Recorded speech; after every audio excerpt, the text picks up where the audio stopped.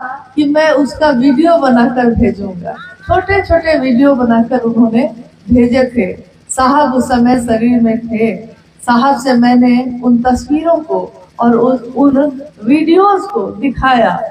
उसमें दिख रहा है कि गुरु भाई गुरु बहन मीलों पैदल चल के जा रहे हैं, हाथ में पोटली बांधे हुए हैं, रखे हुए हैं और पैदल चले जा रहे हैं, जंगल में जाए जा रहे हैं।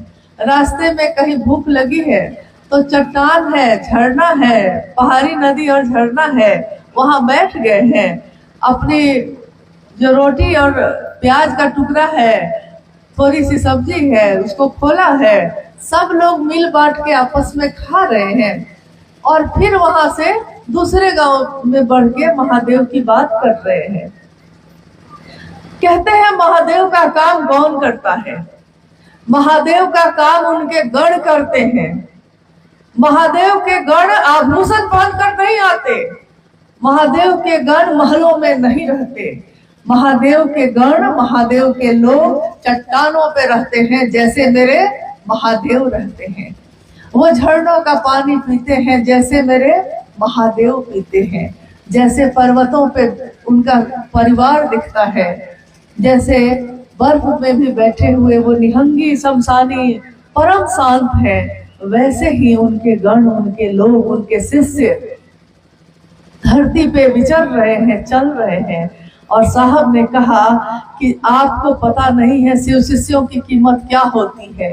शिव शिष्यों की कीमत ये होती है कि वो चाहे तो धरती पे क्या नहीं हो, लेकिन क्योंकि वो शिव के सानिध्य में रहता है, शिव के नजदीक उसका मन रहता है, इसीलिए वो परम शांत भी रहता है।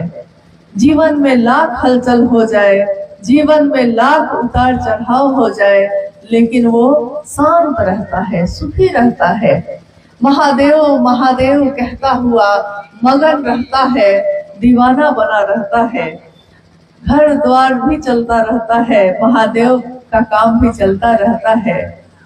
महादेव तुम मेरे हो जाते तो निर्वाह हमारा हो जाता, थोड़े से गुजारा हो जाता, थोड़ा सही होता मेरे पास तो हम उससे ही गुजारा कर लेते। साहब और दीदी का जीवन जब हम देखते हैं, माँ नीलम आनंद पलामू जिले की ही बेटी है।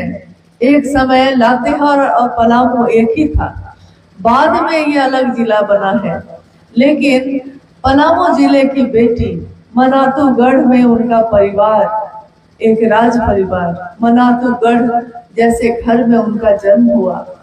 जंगल थे, चारों तरफ जंगल ही जंगल थे। जब साहब का विवाह हुआ माँ नीलम आनंद जी से, तो साहब हमेशा ये सब बताते कि उनके घर के चारों तरफ जंगल ही जंगल था। यहाँ तक कि हिरन, बाघ तक नजदीक में आ जाते थे घर के, लोग छतों से देख सकते थे। यानी प्रकृति में बसा हुआ वो घर। और उस घर से निकलकर माँ नीलम आनंद जब साहब श्री हरिदानंद जी के साथ दुनिया में निकली, तो राज परिवार में पली बढ़ी बेटी, डिप्टी कलेक्टर की पत्नी। कहते हैं ना कि ऐसी लागी लगन मीरा हो गई मगन, वो तो गली गली हरि गुण गाने लगी। ऐसी लागी लगन कि वो माँ नीलम आनंद साहब हरिदानंद जी के साथ जंगलों में, पहाड़ों पे, धरती के कोने कोने में जाकर महादेव की बात करने लगी। आज हम आप यहाँ बैठे हैं, आज साहब और माँ नीलम आनंद शरीर में नहीं है, लेकिन हम शिव शिष्यों के दिलों में हैं। हमारे दिल ही उनका मंदिर है। साहब ने एक बार कहा भी कि शिव के शिष्य जो चलते फिरते अपने महादेव की बात कहते हैं दूसरों से, ये चलते फिरते मंदिर हैं, जहाँ जाते हैं अपने महादेव के नाम का दिया जलाते हैं। वो दूसरों को और कुछ दे पाए या ना दे पाए, लेकिन महादेव के शिष्य का भाव देते हैं, महादेव का भाव जगा देते हैं उसमें। और ये इतनी बड़ी चीज है जो आज तक किसी ने किसी को नहीं दी। किसी ने ठंडा लगी है तो कंबल दे दिया है, किसी ने भूख लगी है तो भोजन करा दिया है, लेकिन किसी ने महादेव को लेकर महादेव को दिया है, ऐसा किसी ने आज तक नहीं किया था। लेकिन आज ये भी हुआ। हम सब शिव के से अपने साहब और दीदी के संकल्प को याद करते हैं। साहब ने हमेशा कहा कि जिस तरह गरीबी में पेट बांध के भी तुम अपने बेटे को नहीं बदलते, तुम अपने परिवार को नहीं बदलते, तुम कभी अपने महादेव को मत बदलना। महादेव एक निष्ठता चाहते हैं। महादेव प्रेम की धारा है, वो प्रेम और समर्पण। तंत्र का मतलब भी यही होता है, प्रेम और समर्पण। किसी भी रिश्ते में प्रेम और समर्पण ही होता है। आपने देखा होगा कि किसी से प्रेम हो जाए किसी को, तो वो कहता है कि तुम मुझको ना चाहो तो कोई बात नहीं है, लेकिन गैर को चाहोगी तो मुश्किल होगी। मतलब वो कहता है कि तुम मुझको चाहो सिर्फ। लेकिन साहब हरिंदर जी ने तो कहा कि मैंने शिव को प्रेम किया है और मैं चाहता हूँ कि धरती का हर व्यक्ति उस महादेव को प्रेम करे, उसका शिष्य बने। हमारे आपके अंदर कोई पात्रता नहीं है, कोई योग्यता नहीं है। हम लोगों ने बहुत किताबें नहीं पढ़ी हैं, शास्त्र नहीं पढ़े हैं। ये शिव गुरु का मंच है जिसपे आज ये चर्चा हो रही है। ये शिव गुरु का मंच, इस पे शिव के शिष्य ही बैठते हैं और बात करते हैं। शिव की तरफ से वही बोलते हैं, वही सुनते हैं। लेकिन इस पे कोई विद्वान नहीं बैठा है, कोई प्रवचन करता नहीं बैठा है, कोई सत्संग करने वाला, कोई कथावाचक नहीं बैठा है। शिव की चर्चा कथा नहीं है, शिव की चर्चा अविरल प्रवाह है जो एक दिल से दूसरे दिल में जाती है। ये दिल से उठती है और दिल से जब बात उठती है तो शास्त्र भी वहाँ मौन हो जाते हैं। शास्त्रों का भी कोई महत्व वहाँ नहीं होता।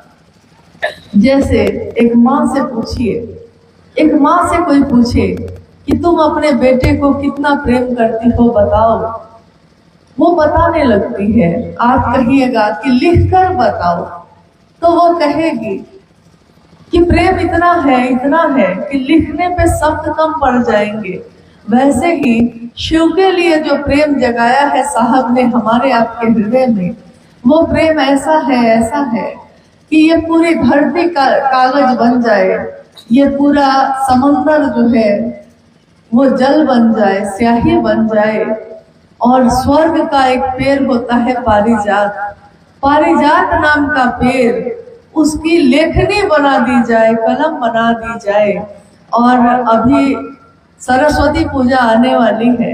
माँ शारदा, विद्या की देवी माँ शारदा स्वयं बैठे और शिव का गुणगान लिखने बैठे तो कागज धरती बन जाएगी, लेकिन तब भी गुणगान लिखा नहीं जा सकेगा।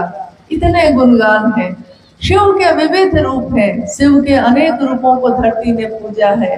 नीलकंठ है वो, त्रयंबकम है वो, पिनाकी भी है। शिव का एक रूप है जिसमें वो धनुष और बाण लेकर चल रहे हैं, और शिव का एक रूप वो भी है जिससे में वो त्रिशूल लेके चल रहे हैं। शिव का एक रूप वो भी है जिसमें कलंकित चंद्रमा उनके सिर पे विराजमान है। जहर रखने वाला नाग उनके गले में सुशोभित है, और उनके आसपास में जो बैठे हुए दिख रहे हैं वो सब शिव भाव में है। कौन है वो? उनका परिवार एक दिखता है, तस्वीरों में जो दिखता है शिव की शक्ति भगवती उनके पास बैठी है, उसकी सवारी है बाघ। महादेव का सवारी है बसहा। उनका एक पुत्र कार्तिकेय है, उसकी सवारी है मोर। एक पुत्र है जिसकी सवारी है चूहा। स्वयं शिव के गले में नाग है जो जहर रखता है और डस ले तो कोई जीवित नहीं बच सकता। देखिए, बसहा को शेर